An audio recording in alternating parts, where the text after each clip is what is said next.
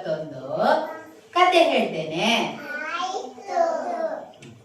ಯಾರ ಕಥೆ? ಅಲ್ಲ, ದೇವರ ಕತೆ.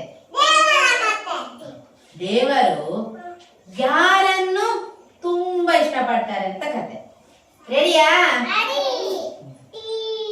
ಒಂದು ಊರಿನಲ್ಲಿ ಒಬ್ಬ ಸಜ್ಜನನಿದ್ದನು. ಅವನು ದೇವಸ್ಥಾನಕ್ಕೆಲ್ಲ ಹೋಗುದೇ ಇಲ್ಲ, ಪ್ರಾರ್ಥನೆ ಮಾಡುವುದೇ ಇಲ್ಲ. ಅವನಿಗೆ ದೇವಸ್ಥಾನಕ್ಕೆ ಹೋಗುವುದು ಇಲ್ಲ, ಕಡಿಮೆ ತುಂಬಾ.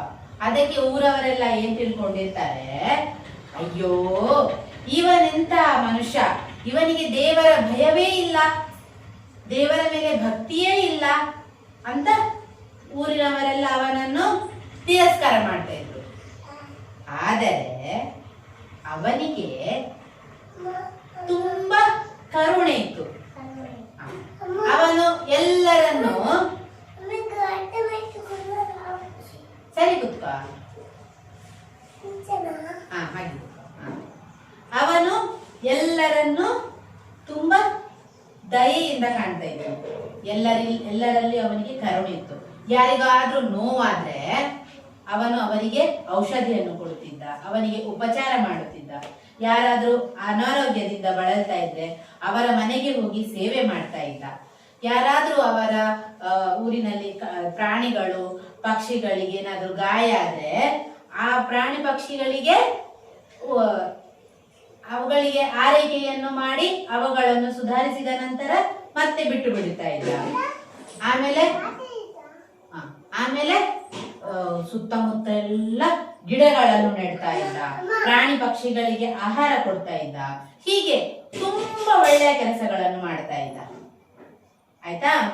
ಹೀಗೇನೆ ಸಮಯ ಕಳಿತಾ ಅವನಿಗೆ ವಯಸ್ಸಾದ ಮೇಲೆ ಒಂದು ದಿವಸ ಅವನು ನಿಧನ ಹೊಂದಿದ.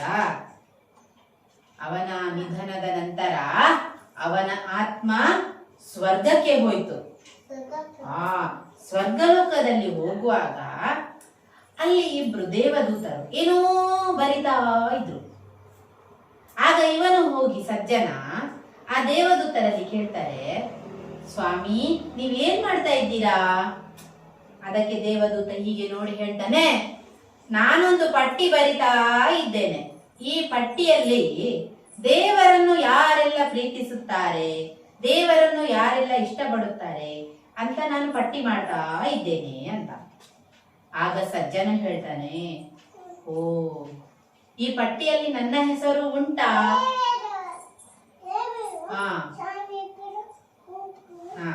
ಆ ಪಟ್ಟಿಯಲ್ಲಿ ಹೆಸರು ಇರುವುದಿಲ್ಲ ಸಜ್ಜನಂದು. ಯಾಕೆ ಇಲ್ಲ?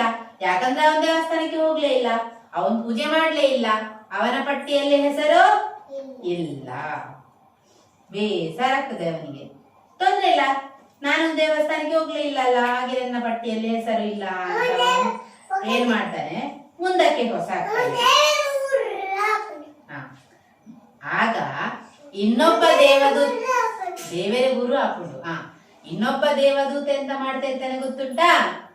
ಅವನು ದೇವರಿಗೆ ಯಾರು ಇಷ್ಟ ಅಂದ್ರೆ ದೇವರು ಯಾರನ್ನೆಲ್ಲ ಇಷ್ಟಪಡ್ತಾರೆ ಅಂತ ಪಟ್ಟಿ ಮಾಡ್ತಾ ಇದ್ದ. ಅಲ್ಲಿ ಹೋಗಿ ಈ ಸಜ್ಜನ ನೋಡ್ತಾನೆ, ನನ್ನ ಹೆಸರೇನಾದ್ರೂ ಈ ಪಟ್ಟಿಯಲ್ಲಿ ಉಂಟಾ ಅಂತ. ಅರೆ ಅಲ್ಲಿ ನೋಡುವಾಗ ಇವನ ಪಟ್ಟಿಯಲ್ಲಿ ಹೆಸರು ಮೊದಲನೇ ಸಾಲಿನಲ್ಲಿ ಇರ್ತದೆ. ಅವಾಗ ಅವನಿಗೆ ತುಂಬಾ ಖುಷಿ ಆಗ್ತದೆ. ನಾನು ದೇವರನ್ನು ಮೆಚ್ಚದಿದ್ರು ಪರವಾಗಿಲ್ಲ, ಆದರೆ ದೇವರು ನನ್ನ ಕೆಲಸವನ್ನು ಮೆಚ್ಚಿಕೊಂಡಿದ್ದಾರೆ. ಅದಕ್ಕೋಸ್ಕರ ನಾವು ಯಾವತ್ತೂ ಏನ್ ಮಾಡ್ಬೇಕು? ಒಳ್ಳೆಯ ಕೆಲಸ ಮಾಡ್ಬೇಕು. ಯಾರಾದ್ರೂ ಕಷ್ಟದಲ್ಲಿದ್ರೆ ಅವರಿಗೆ ಸಹಾಯ ಮಾಡ್ಬೇಕು, ನಮ್ಮಿಂದ ಆದಷ್ಟು ಉಪಕಾರ ಮಾಡ್ಬೇಕು. ಪ್ರಾಣಿ ಪಕ್ಷಿಗಳನ್ನು ಹಿಂಸೆ ಮಾಡಬಾರ್ದು, ಅವುಗಳಿಗೆ ಆಹಾರ ನೀರನ್ನು ನಾವು ಕೊಡ್ಬೇಕು. ಅರ್ಥ ಆಯ್ತಾ?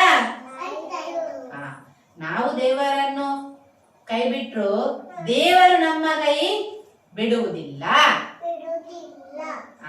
ಏನ್ ಮಾಡ್ಬೇಕು? ನಾವು ಎಲ್ಲರಿಗೆ ಸಹಾಯ ಮಾಡ್ಬೇಕು. ಯಾರಿಗೂ ಸಹ ಉಪದ್ರ ಮಾಡ್ಲಿಕ್ಕೆ ಹೋಗ್ಬಾರ್ದು. ಅರ್ಥ ಆಯ್ತಾ? Very good. ಚಪ್ಪಾಳೆ ಕೊಡಿ.